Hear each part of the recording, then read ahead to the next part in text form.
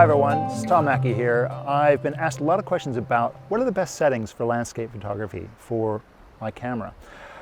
There aren't necessarily the best settings, but I can tell you the settings that I use for my work.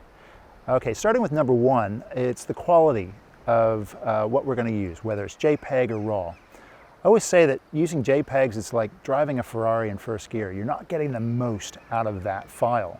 So that's why I always recommend to shoot RAW.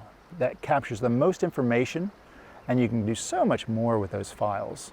So stick with RAWs. I don't know why people do shoot JPEGs as well. I find it very confusing to actually handle two different types of files. Just shoot RAW, keep it simple, and then you've got that file. Maybe if you want to send things out over social media, you might shoot JPEGs, but it's quicker just to shoot RAW. Stick with RAW. Number two, the metering mode. I get a lot of questions asked, what sort of metering modes do I use? Primarily, it's the matrix metering or evaluative metering. Mainly that's because it's taking four corners and the center and averaging all of those points out in the frame. So it's taking an average over the whole frame. Spot metering, I do use it on occasion. I used to use it all the time when I was shooting film. I had a handheld spot meter, so I could actually place my metering where I needed it to do and then average it out myself. But with cameras nowadays, why create more work than what you need? So use the matrix metering, make life simple for you. Okay, number three, it's the white balance. Now, for landscape photography, I generally use daylight white balance, mainly because I like to see the difference with, especially on an evening like this, where I've got the cool colors of the ambient light with the warm sky. So if you're using, say, auto white balance for a sunrise or sunset, it's going to wipe out all that brilliant color. So stick to daylight. Now, there are times when auto white balance is actually better. Say if you're using mixed light sources, you're photographing an interior or towns where you have a lot of mixed lighting, then auto white balance is great. It takes out that color cast and balances the daylight with the incandescent lighting or sodium vapor lighting. So that is what I would recommend, daylight. Now there are other white balance settings such as tungsten, incandescent, cloudy white balance. These are all great, but remember, because you're shooting in RAW, it doesn't make any difference. It's only going to make a difference to the JPEG setting on your display of how it's going to appear. When you get that image back into your computer, you can adjust those settings how you like. So next on my list is which camera setting mode should I use? Okay, I tend to like to keep things simple. Why make things more difficult than you need to be? Okay, a lot of guys love using manual. Okay, manual does have its place at certain circumstances, but you have to think about two things, your aperture and your shutter. Now, in aperture priority, you're thinking about one thing. In landscape photography, it's the aperture. What aperture are you going to use for any particular instance? So say if you're shooting something really quick, you've got lighting that is happening, you've got to act fast. Just think about the aperture, let the shutter go. Because you're on a tripod, doesn't matter what shutter speed you're shooting at, unless you're trying to get a certain effect, like a long exposure or something like that. So aperture priority for me. And then you can always adjust the exposure compensation dial accordingly. Next, focus points. Which focus points do you use? A lot of cameras have 51, 90, 100 focus points or whatever. I tend to use one because I like to know exactly where I'm putting my focus point on a scene.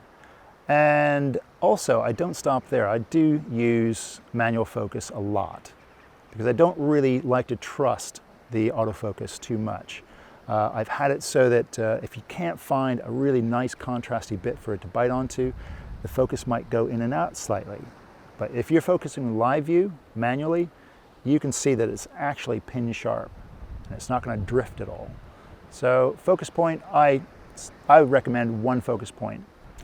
Next, ISO. Which ISO setting to use?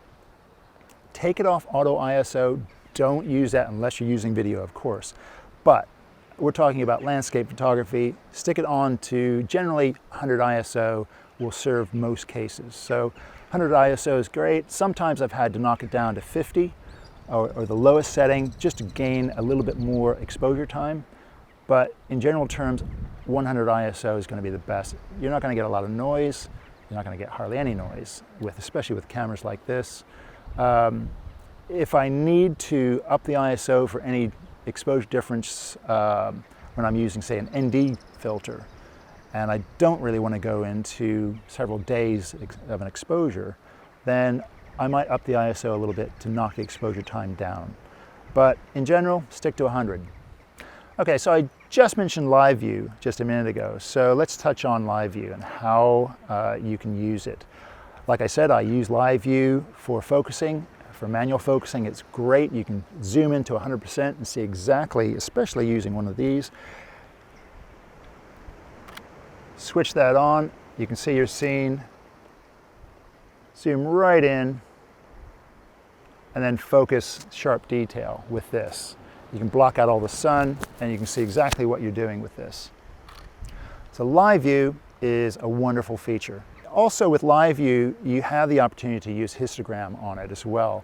So you can see at a glance how your scene is performing as far as how much information you have, and if you're clipping any shadows or highlights or whatever. So that's always a handy tool to have. So I mentioned the histogram. The histogram is great for judging how much information you're capturing. So a lot of people tend to shoot for the display and see, oh, that's a lovely picture, but it's not actually giving you the amount of information that you really could get. So always shoot for your histogram and not for your display. Last on the list is the self-timer. Ideally, you want to buy a cable release, so you don't have to touch the camera at all, but if you don't have one of those, you can use the self-timer, set it to 2 seconds or 10 seconds, just so that you're taking your hands off the camera while it takes the picture. Don't spend a lot of money on a cable release. Don't buy one of those cable releases that have time-lapse feature and all these different features on it, and it takes batteries. Just buy the very basic cable release with a lock on it. That's really all you need. Most of these cameras now will have features such as time-lapse built into the camera, so you don't really need it on a cable release where you're spending a couple $100 or pounds on. So just keep it simple. So I hope this has been useful, showing you how I use the camera settings. I know everybody has their own different way, but this is how I like to use them. So while I've been recording this video, I've been watching this amazing sky drift overhead over this arch. So I'm going to put a lot of these settings into practice right now, and hopefully you'll see an amazing shot at the end of this video. Thanks for watching. See you again soon.